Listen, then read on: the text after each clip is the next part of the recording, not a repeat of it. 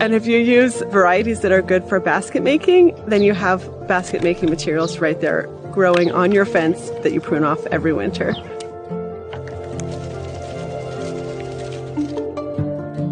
The art of creating a basket is to partner with the willow. So you do what you do and the willow does what the willow does, and you end up making something together.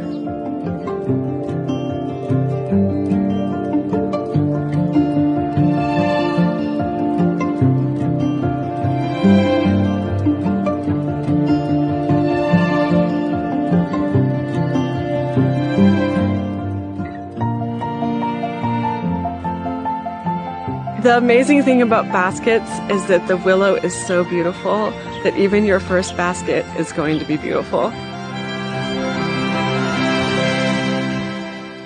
Plastic only became commonly in use in the 1960s. One of the things people used to do before plastic was make a lot more baskets. As we deindustrialize, we're going to be making baskets more. It's going to be really valuable that you have your basket materials right there growing in your garden. Usually the fencing isn't part of your garden, it's just the boundary, but when you're growing a living willow fence, the fencing is a crop. You can actually harvest that and use it for feeding livestock, especially here where we have a really dry summer. If you don't irrigate your pastures, by August they're all dried out and the food value